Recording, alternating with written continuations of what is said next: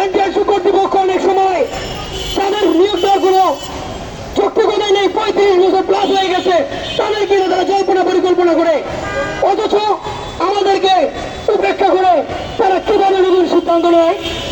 তারা 70,000 শিক্ষক নিয়োগ দিবে, অত্যন্ত দুঃখজনক ব্যাপার। আমাদের 6,000 যোগ্য প্রার্থীকে রেখে তারা 70,000 নতুন শিক্ষক হচ্ছে। আমরা কি ভেসে এসেছি? আমরা কি প্রি রিটার্ন ভাইভা পরীক্ষা উত্তীর্ণ হয়নি? আনন্দমণি নিবন্ধনের প্যাসেজ ছিল মাত্র 3.24%। সাংবাদিক ভাইদের দৃষ্টি আকর্ষণ করছি, আপনারা এটা নিয়ে স্টাডি করুন।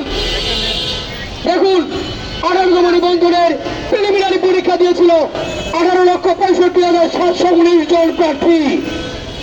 বাংলাদেশের ইতিহাসে যদিও এটি বেসরকারি শিক্ষক নিবন্ধন প্রত্যয়ন কর্তৃপক্ষ বা তারা এনটিআরসি একটি বেসরকারি খাতে, কিন্তু বাংলাদেশের ইতিহাসে সবচেয়ে বড় ধরনের একটি নিয়োগ পরীক্ষা হয়ে থাকে এনটিআরসি এর মাধ্যমেই। এনটিআরসি কর্তৃপক্ষ কোনোভাবেই দায়িত্বহীন আচরণ করতে পারে না, আমাদের জীবন নিয়ে তারা ছিনিমিনি খেলতে পারে না। তাদের নিকট শূন্যপদ রয়েছে, শূন্যপদে পলায়ন করতে হবে, নিয়োগ দিতে হবে আমাদের। আমরা রাজপথে থাকতে চাই না, আমরা শিক্ষাঙ্গনে ফিরে যেতে চাই। আমাদেরকে দ্রুত নিয়োগ দিয়ে শিক্ষাঙ্গনে যাওয়ার সুযোগ করে দিন।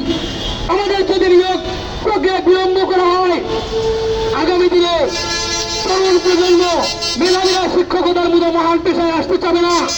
এই দেশ জাতি একসময় ধ্বংস হবে। একটি জাতিকে ধ্বংস করতে হলে তার শিক্ষা ব্যবস্থাকে ধ্বংস করতে হবে প্রথমে।